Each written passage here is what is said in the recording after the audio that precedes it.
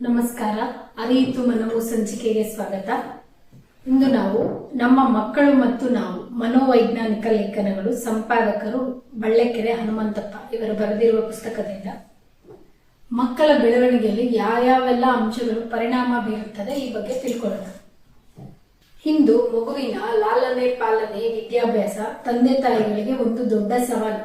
ಹಿಂದೆ ಅವಿಭಕ್ತ ಕುಟುಂಬಗಳಲ್ಲಿ ಜೈವಿಕ ತಂದೆ ತಾಯಿಗಳ ಜೊತೆಗೆ ಜೆನೆಟಿಕ್ ಪೇರೆಂಟ್ಸ್, ಫಿಸಿಕಲ್ ಪೇರೆಂಟ್ಸ್ ಅಂತೀವಲ್ಲ, ಅವರ ಜೊತೆಗೆ ಕುಟುಂಬದಲ್ಲಿ ಸದಸ್ಯರುಗಳು ಮಗುವಿನ ಲಾಲನೆ ಪಾಲನೆಯಲ್ಲಿ ಪಾಲ್ಗೊಳ್ಳುತ್ತಿದ್ದರು.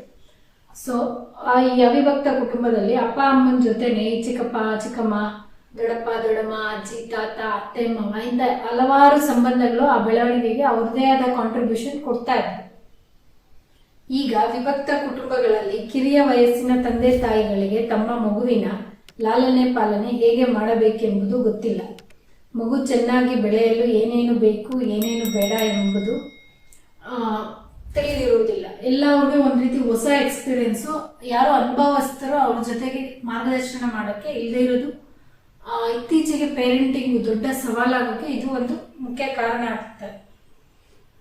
ಸೊ ಮಗುವಿನ ಪಾಲನೆಯಲ್ಲಿ ಯಾವೆಲ್ಲ ಅಂಶಗಳು ಪರಿಣಾಮ ಬೀರುತ್ತೆ ಅಂತ ಲೇಖಕರು ಹೇಳಿದ್ದಾರೆ ಅಂದರೆ, ಅನುವಂಶೀಯತೆ, ಹೆರಿಡಿಟರಿ ಹೆಂಗೆ ಇಂಪಾರ್ಟೆಂಟ್ ಆಗುತ್ತೆ ಮಕ್ಕಳಲ್ಲಿ, ಗರ್ಭಧಾರಣೆಯ ಅವಧಿಯಲ್ಲಿ ತಾಯಿಯ ಆರೋಗ್ಯ ಮತ್ತು ಮನಸ್ಥಿತಿ, ಅಪೌಷ್ಟಿಕತೆ, ಮಾದಕ ವಸ್ತುಗಳ ಸೇವನೆ, ಗರ್ಭಿಣಿ ಸ್ತ್ರೀ ತೆಗೆದುಕೊಳ್ಳುವ ಔಷಧಿಗಳು, ಆಕೆಯ ಮನಸ್ಥಿತಿ, ಗರ್ಭದೊಳಗೆ ಬೆಳೆಯುತ್ತಿರುವ ಶಿಶುವಿನ ಬೆಳವಣಿಗೆಯನ್ನು ಏರುಪೇರು ಮಾಡುತ್ತದೆ.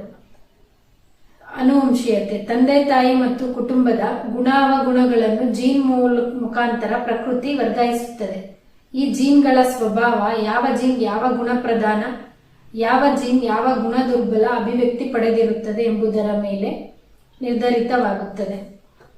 ಸೊ ಗರ್ಭಧಾರಣೆ ಸಮಯದಲ್ಲಿ ತಾಯಿಯ ಆರೋಗ್ಯ ಅಲ್ಲ, ಗರ್ಭಧಾರಣೆಗೆ ಪ್ಲಾನ್ ಮಾಡ್ತಾರಲ್ಲ ಅದಕ್ಕೆ 3 ತಿಂಗಳ ಮುಂಚೆಯಿಂದನೂ ತಾಯಿಯ ಜೊತೆ ತಂದೆಯ ಮಾನಸಿಕ ಆರೋಗ್ಯ, ಈ ಎಮೋಷನಲ್ ವೆಲ್ಬೀಯಿಂಗು, ಓವರ್ ಆಲ್ ರೆಸ್ಪಾನ್ಸಿಬಲ್ ಆಗಿ ಹೆಂಗೆ ನಡ್ಕೊಳ್ತಾರೆ ಅವರು, ಇದೆಲ್ಲಾನು ಪರಿಣಾಮ ಬೀರುತ್ತೆ. ಇತ್ತೀಚೆಗೆ ನಾವು ಈ ಮನಸ್ಸಿದ್ಧಿ ಅನ್ನೋ ಒಂದು ಪ್ರೋಗ್ರಾಮ್ನ ಪ್ರತಿ ಹುಣ್ಣಿಮೆಗೆ ಮಾಡ್ತಾ ಬಂದಿರೋದ್ರಿಂದ, ಅದರಲ್ಲಿ ಅಧ್ಯಯನಗಳನ್ನು ಕೈಗೊಳ್ತಾನೆ ಇರೋದ್ರಿಂದ ಹೊಸ ಹೊಸ ವಿಷಯಗಳು ಆಲ್ರೆಡಿ ಎಕ್ಸಿಸ್ಟ್ ಇರೋದು ನಮ್ಮ ಗಮನಕ್ಕೆ ಈಗ ಬರ್ತಾ ಇದೆ.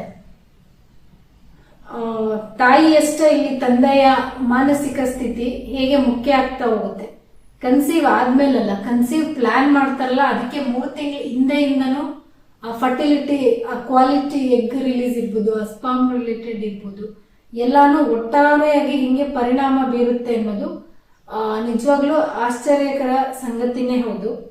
ಹೆರಿಗೆ ಸಮಯದಲ್ಲಿ ಆಗುವ ಕೆಲವು ತೊಂದರೆಗಳು, ಟೈಮಿಗೆ ಸರಿಯಾಗಿ ವೈದ್ಯರ ನೆರವು ಸಿಗದೆ ಇರೋದು, ಮಗುವಿನ ಮೆದುಳಿಗೆ ಪೆಟ್ಟಾಗಿ ಅನೇಕ ನ್ಯೂನ್ಯತೆಗಳು, ತೊಂದರೆಗಳು ಕಾಣಿಸಿಕೊಳ್ಳುತ್ತವೆ. ನನಗೆ ಒಂದು ಬಂದಿರೋ ಕೇಸನ್ನು ನೋಡಿದಾಗ ಆ ಮಗು ಬರ್ತ್ ಟೈಮಲ್ಲಿ ಮೇ ಬಿ ವೈದ್ಯರ ನಿರ್ಲಕ್ಷ್ಯದಿಂದ ಆಗಿರೋದು ತಲೆಗೆ ಇಂಜುರಿ ಆಗಿತ್ತು. ಈಗ ಅದು 10th ಓದ್ತಾ ಇದೆ, ಇವತ್ತವರೆಗೂ ಅದು ಸಫರ್ ಆಗ್ತದೆ. ಜೀವನ ಪರ್ಯಂತ ಅದಕ್ಕೆ ಅದೊಂದು ಶಾಪ ಆಗೇ ಪರಿಣಮಿಸಿರುತ್ತೆ. ಸೊ ಹೆರಿಗೆ ಸಮಯದಲ್ಲಿ ಆಗುವ ತೊಂದರೆಗಳು ಅದಕ್ಕೆ ಕಾರಣ ಆಗುತ್ತೆ. ಮಗುವಿನ ಆಹಾರ ಸೇವನೆ, ಪೋಷಣೆ, ನಮ್ಮ ದೇಶದಲ್ಲಿ ಬಡತನ ಇತ್ಯಾದಿ ಕಾರಣಗಳಿಂದ 50% ಮಕ್ಕಳು ಕುಪೋಷಣೆಯಿಂದ ಬಳಲುತ್ತಾರೆ. ಅನಿಮಿಯಾ ಅನೇಕ ರೋಗಗಳಿಗೆ ಕಾರಣವಾಗುತ್ತದೆ. ಹೀಗಾಗಿ ಸರ್ವ ವಿಧಗಳಲ್ಲಿ ಬೆಳವಣಿಗೆ ಕುಂಠಿತವಾಗುತ್ತದೆ. ಆಹಾರನೂ ಇಲ್ಲಿ ಎಷ್ಟು ಮುಖ್ಯ ಆಗುತ್ತೆ. ಪೌಷ್ಟಿಕಾಂಶ ಆಹಾರ, ತಂದೆ ತಾಯಿಗಳ ವ್ಯಕ್ತಿತ್ವ, ಅವರ ನಡುವಿನ ಸಂಬಂಧ, ಅವರ ಲಾಲನ ಪಾಲನಾ ವಿಧಾನಗಳು, ಅವರು ಬೆಳೆದು ಬಂದಿರೋ ರೀತಿ, ಇದೆಲ್ಲಾನು ಮಗುವಿನ ವ್ಯಕ್ತಿತ್ವ ರೂಪಿಸುವಲ್ಲಿ ಪ್ರಭಾವ ಬೀರುತ್ತೆ. ಮನೆಯ ಇತರರು, ಮನೆಯ ವಾತಾವರಣ, ಶಾಲೆ, ಶಿಕ್ಷಣ, ಶಿಕ್ಷಕರು, ಸಹಪಾಠಿಗಳು, ಹೀಗೆ ಎಲ್ಲರೂ ಮಗುವಿನ ಸರ್ವಾಂಗೀಣ ಬೆಳವಣಿಗೆಯನ್ನು ನಿರ್ಧರಿಸುವಲ್ಲಿ ಪ್ರಮುಖ ಪಾತ್ರ ವಹಿಸುತ್ತಾರೆ. ಬಹುಮಾನ, ಶಿಕ್ಷೆ, ಮಕ್ಕಳ ಬೆಳವಣಿಗೆ ಹಂತದಲ್ಲಿ ನಾವು ಹೇಗೆ ಈ ಮಗುಗೆ ಬಹುಮಾನ ಕೊಡೋದು, ಶಿಕ್ಷೆ ಕೊಡೋದು, ಇದನ್ನೆಲ್ಲ ಮಾಡ್ತೀವಲ್ಲ, ಅದು ಮಗು ಮೇಲೆ ಪರಿಣಾಮ ಬೀರ್ತಾ ಹೋಗುತ್ತೆ.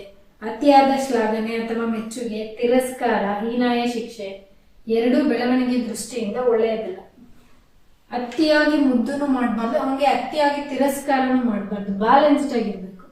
ಮತ್ತೆ ನಾವು ಕೊಡೋ ಶ್ಲಾಘನೆ ಹೊಗಳಿಕೆ ಜೆನ್ಯೂನ್ ಆಗಿರ್ಬೇಕು. ಯಾವ ಕೆಲಸಕ್ಕೆ ಹೊಗಳ್ತಾ ಇದ್ದೀವಿ, ಪನಿಷ್ಮೆಂಟ್ ಕೊಟ್ಟಾಗ ಮಗು ಮಾಡಿರೋ ಕೆಲಸಕ್ಕೆ ಅದು ಪನಿಷ್ಮೆಂಟ್, ಮಗುವಿಗಲ್ಲ. ಈ ಡಿಫ್ರೆನ್ಸ್ ನ ಮಗುಗೆ ಅರ್ಥ ಮಾಡಿಸ್ಬೇಕಾಗುತ್ತೆ. ಜೀವನದ ಘಟನೆಗಳು, ಸಾಮಾಜಿಕ ಪರಿಸರ, ಹೀಗೆ ಹಲವಾರು ವಿಚಾರಗಳು ಮಗುವಿನ ಒಟ್ಟಾರೆ ಬೆಳವಣಿಗೆಯಲ್ಲಿ ಪರಿಣಾಮ ಬೀರ್ತಾ ಹೋಗುತ್ತೆ. ಸೊ ಇದೆಲ್ಲದನ್ನು ನಾವು ಗಮನದಲ್ಲಿ ಇಟ್ಕೊಂಡು ಆಸ್ ಅ ಪೇರೆಂಟ್ ನಮ್ಮ ಪಾತ್ರನ ನಾವು ಸಮರ್ಥವಾಗಿ ನಿಭಾಯಿಸ್ಕೊಳ್ತಾ ಹೋಗ್ಬೇಕಾಗುತ್ತೆ. ಧನ್ಯವಾದಗಳು.